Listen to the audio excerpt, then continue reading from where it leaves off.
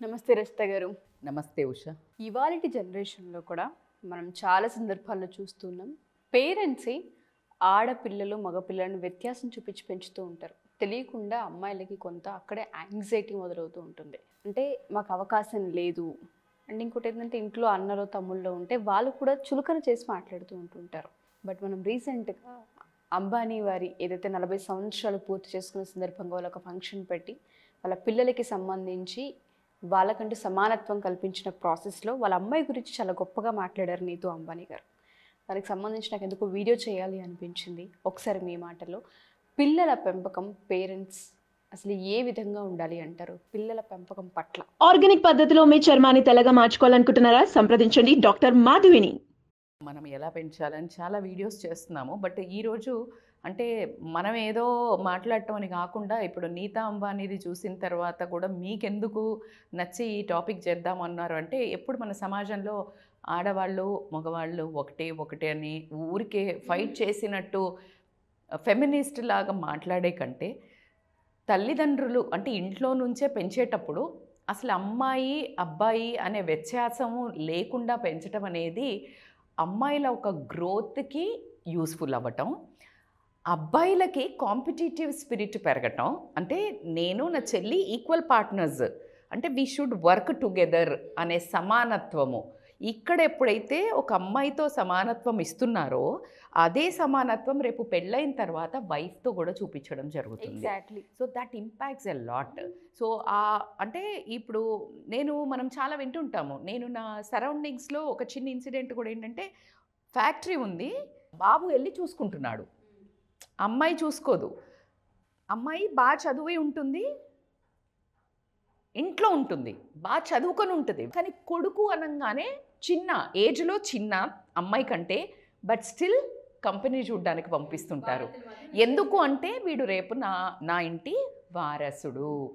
అక్కడి నుండి ఈ అమ్మాయి బయటది, నాది ఇది మొత్తం నాది, రేపు ప్రొద్దున వాటా అనేసరికి అమ్మాయికి ఎందుకు ఇవ్వాలి అనే తత్వం ఈ చిన్నప్పుడు పెంపకం నుంచి మన సొసైటీలో అలా నీరు పోస్తూ పెంచుతూనే ఉన్నాం. Coming to the Isha Ambani, నాకు నచ్చిన దాంట్లో ఏంటంటే అనంత్ ఆకాష్ వాళ్ళు ఒప్పుకోవటం. అంటే జనరల్గా మనకి కొట్లాట వస్తుంటుంది కదా ఏదన్నా అనగానే, ఆస్తుల దగ్గర పెద్ద పెద్ద ఫ్యామిలీలే విచ్ఛిన్నం అవ్వటం మనం ఎన్నో చూస్తూ ఉన్నాం. అది సంస్కారం. ఆ సంస్కారం ఎక్కడి నుంచి వచ్చింది అని అంటే, వీళ్ళు పెంపకం ఎవరు, నీతా అంబానీ కానివ్వండి, మనకి ముఖేష్ అంబానీ కానివ్వండి, వీళ్ళు చిన్నప్పటి నుంచి పిల్లలు పెంచేటప్పుడే వీళ్ళలో ఆ ఒక దృష్టి అనేది అందరూ మాకు సమానమే, అందరినీ ఈక్వల్గా పెంచటము. ఇద్దరు కొడుకులతో సరి సమానంగా ఈషా అంబానీని చదువుకు పంపారు, ప్రతి ఒక్క దాంట్లో ప్రావీణ్యత సంపాదించారు. మరి ఇది ఎలా వచ్చింది మేడం అని మీరు అడగచ్చు. మళ్ళీ రూట్స్లోకి వెళ్తే, ముఖేష్ అంబానీ ఎప్పుడైతే నీతా అంబానీని పెళ్లి చేసుకునే అప్పుడు ఒక wonderful important thing I want to tell. ఎందుకంటే అలా ఒక ఇండివిజువల్ మదర్ ఎప్పుడైతే స్ట్రాంగ్ విమెన్ ఉంటుందో, ఆమె ఒక వాల్యూస్ని హస్బెండ్ ఎప్పుడైతే సపోర్ట్ చేస్తాడో, ఈ రెండు ఎప్పుడైతే పరిపక్వతతో పేరెంటింగ్ స్టార్ట్ చేస్తారో పిల్లలు అలా తయారవుతారు. సో ఇక్కడ చిన్నగా కట్ షాట్ చేస్తే, నీతా అంబానీ ఉన్నారో ఆవిడ చిన్నప్పుడు భరతనాట్యం నేర్చుకునేదంట. అలాగే చాలా మంచి కాలేజీలో she's into masters and everything. ఒక చిన్న జాబ్ టీచర్ ఉద్యోగం చేస్తున్నప్పుడు టైం దొరికినప్పుడు అలా భరతనాట్య ప్రదర్శనలు ఇస్తున్న సమయంలో మన ధీరుభాయ్ అంబానీ ఒక దగ్గర చూసి ఈ అమ్మాయి బాగుంది అని చెప్పేసి ముఖేష్ అంబానీకి అడిగినప్పుడు ఆవిడ ఒక కండిషన్ పెట్టిందంట, నేను నా టీచర్ ఉద్యోగం మాత్రం మానను అని చెప్పేసి. దానికి ముఖేష్ అంబానీ ఒప్పుకోవటం, ధీరుభాయ్ అంబానీ ఒప్పుకోవటం, దాని తర్వాత పెళ్ళైన తర్వాత కూడా కొన్ని సంవత్సరాలు ఆమె చేయటం, దాని తర్వాత మళ్ళీ వీళ్ళది సంస్థానం పెద్దగా అవ్వడంతో ఈ బాధ్యతలు ఇటువైపు చేపట్టడం జరిగింది. Why I'm mentioning this topic, ఇంత మంచి ఫ్యామిలీలోకి మేబీ ఇంత పెద్దగా అయ్యి ఉండదప్పుడు, కానీ అప్పటికీ ఒక మంచి పేరు పొందిన ఫ్యామిలీ అయినా కూడా ఆ అమ్మాయి నేను నా ఇండివిజువాలిటీ కోసం నేను టీచర్ జాబ్ చేస్తా అనటము, కష్టం విలువ, పని విలువ, బాధ్యత విలువ తెలిసిన వ్యక్తులు అవ్వటం వల్ల అదే కుటుంబంలో మగవాళ్ళు కూడా ఎంకరేజ్ చేయటము. ఈరోజు ఒక అంబానీ సంస్థలకు ముఖేష్ అంబానీ ఎంత రోల్ ప్లే చేస్తారో అంత రోల్ వెనకాల ఉండి పర్ఫెక్ట్ వైఫ్, ఒక హస్బెండ్ ఒక సక్సెస్లో వైఫ్ ఉన్నది అని చెప్పుకోవడానికి ఎంతైనా నీతా అంబానీ మాత్రము ఒక ఎగ్జాంపుల్ అని చెప్తాను నేను. ఈ ఇద్దరు పేరెంటింగ్లో వెళ్ళిన పిల్లల్లో మీరు తీసుకుంటే వాళ్ళు మొన్న 40వ వార్షికోత్సవం జరిగినప్పుడు చాలా బాగా మాట్లాడింది ఆవిడ. దాంట్లో కొన్ని పాయింట్స్ డిస్కస్ చేసుకోవాల్సిన అవసరం ఎంతైనా ఉంది మనకి. సో అందులో వాళ్ళ సంస్థల్లో 3 సెక్టార్స్లో ఉన్న బిజినెస్ని 3 పిల్లలకి సమానంగా పంచడం అనేది ఈరోజు ఒక సమాజానికి ఒక మేల్కొల్పే. ఏది ఆడపిల్లలు పెళ్లి చేసుకొని వెళ్ళిపోతారు, మన వాళ్ళు కాదని చెప్పటం వల్ల ఆ ఒక బంధాలను కూడా విడదీస్తున్నారు. మీకు హక్కులు లేవు అనగానే ఎక్కడో దూరం అనేది రావటం జరిగింది. ఇందులో ఆకాష్ అంబానీకి వచ్చేసి మనకు డిజిటల్ ఒక సెక్టార్ ఇవ్వటము, తర్వాత అనంత్కి వచ్చేసి న్యూ ఎనర్జీ అనే ఒక ప్రపంచాన్ని ఎలా సురక్షితంగా ఉంచాలి అని అటువైపు డైరెక్షన్లో, ఈషా అంబానీకి వచ్చేసి retail, Reliance retail and Reliance foundation బాధ్యతలు అప్పగించటము, వాళ్ళకి సమానంగా పంపిణీలు చేయటం అనేది చాలా మెచ్చుకోదగ్గ విషయం. తను అలా మెన్షన్ చేస్తూ ఒక వండర్ఫుల్ పాయింట్ చెప్పింది. ప్రతి ఒక్క మనిషికి ఎవరు పుట్టుకతోటే ప్రతిభావంతులుగా పుట్టరు, వాళ్ళలో ప్రతి ఒక్కళ్ళల్లో తప్పులు చేస్తూ ఉంటారు. ఆ తప్పులు చేస్తూ దాంట్లో నుంచి సరిదిద్దుకుంటూ ఎప్పుడైతే పైకి వస్తారో ఆ ఎదుగుదలలో ఎటువంటి కింద పడడం అనేది ఉండదు. పడడం ఎప్పుడూ తప్పు కాదు, కానీ నేర్చుకుంటూ ఇంకొక వండర్ఫుల్ పాయింట్ చెప్పింది. మేము 5గురము ఎప్పుడు కూర్చున్నా ఒకరిలో నుంచి ఒకళ్ళము ఒక్కొక్కళ్ళ బెనిఫిట్, ఒక్కొక్కళ్ళ ఉన్న స్ట్రెంగ్స్ని మేము నేర్చుకుంటూ ఉంటాము అని చెప్పడము చాలా ఎంత మంచి ఫ్యామిలీ కల్చర్ కనిపిస్తుంది చూడండి. అంటే చిన్నవాళ్ళు పెద్దవాళ్ళు అని కాదు, వీళ్ళకున్న డిజిటల్కి నెక్స్ట్ జనరేషన్కి ఉన్న డిజిటల్కి, సో అక్కడ నుంచి మేము నేర్చుకుంటున్నాము. That's a wonderful. And the way they are handling ఎవరి సెక్టార్ వాళ్ళు చాలా బాగా నిర్వర్తిస్తున్నారు, నేర్చుకుంటూ నిర్వర్తిస్తున్నారు కాబట్టి మేము చాలా సంతోషంగా ఉన్నాము. ఇంకొకటి, వీళ్ళు ఈ ఫ్యామిలీని మీరు గమనించండి, ఎప్పుడు చూసినా ఆ ఫ్యామిలీ ఫంక్షన్స్ కానీ, ఆ పద్ధతులు కానీ, ఆ వడ్డించడాలు కానీ, ఆ పూజలు కానీ, అదే వాళ్ళని నిలబెట్టింది. అర్థమవుతుంది. అంత లేసి చేయలేం మేడం, మిమ్మల్ని అంత లేసి పూజలు చేయమంటాం కాదు, అవన్నీ బాండింగ్ విత్ ఎల్డర్స్, తల్లికి ఒక స్థానం, అదేవిధంగా భార్యాభర్తలు ఒకరినొకరు అంటి పెట్టుకొని రెస్పెక్ట్ ఇచ్చుకోవటం, ఈ ఇద్దరి తోడు పిల్లల మీద ప్రభావితం బాగా చేసిందని చెప్తుంది ఆవిడ. మా ఇద్దరిది ఒక కలిసి ఉండటం, మా ఇద్దరు ఒక అన్యోన్యత, మా ఇద్దరి ఒక బాండింగ్ని చూసి పిల్లల్లో చాలా చాలా చాలా ఒక నేర్చుకునే తత్వం పెరిగింది. ఎలా మేడం అని అంటే కనుక, వీళ్ళు ఎప్పటికీ కూడా వాళ్ళు లాంగ్ డ్రైవ్స్కి వెళ్ళడము, హిందీ సాంగ్స్ వినడము, రోడ్ సైడ్ ఈటరీస్ ఉంటాయి కదా, తనకి పావు బాజీ పానీపూరి అలా తినడం చాలా ఇష్టము. That makes you grounded.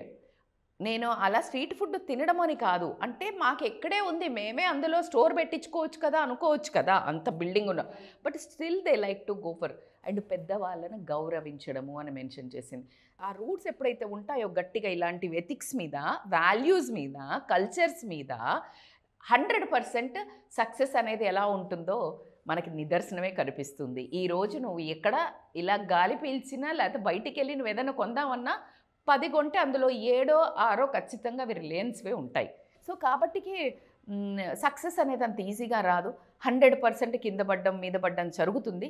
At the same time అమ్మాయిలు నేర్చుకోవాల్సిన విషయం ఏంటంటే, ఇక్కడ ఈషా అంబానీ ద్వారా కూడా తెలుసుకుంది, చాలా కష్టపడుతుందంట అమ్మాయి. అంటే ఏ రోజు కూడా, నేను ఈ మధ్య టీనేజ్ అమ్మాయిల్ని వింటున్నాను ఉషా, నువ్వు చాలా సర్ప్రైజ్ అవుతావు. అమ్మ, నాకు ఒక చాలా డబ్బులు ఉన్నవాడిని చూడు, హాయిగా నేనేమి జాబ్ చెయ్యను, బాగా మనీ ఉండాలా, పొద్దున్న లేసి డబ్బులు బ్యాగ్లో పెట్టుకొని షాపింగ్స్కి వెళ్ళాలి, కిట్టీలకు వెళ్ళాలి అని అడుగుతున్నారు ఇప్పుడు చదువుకున్న అమ్మాయిలు. చాలా నాకైతే అసలు అక్కడ ఒక క్షణం కూడా ఉండాలనిపించదు నాకు. అంటే ఏ దిశగా వెళ్తున్నారు వీళ్ళు అని. అదే చూడండి, అసలు ఆవిడ లేచిన దగ్గర నుంచి కోట్లల్లో పెరిగే అమ్మాయి ఈరోజు ప్రొద్దునే లేచి వర్కౌట్స్ చేస్తూ అలా అన్నీ పాటిస్తూ పరిగెడుతూ బిజినెస్ను ఒక పెద్ద సంస్థ రన్ చేయటం అంటే ఆషామాష అయితే కాదు.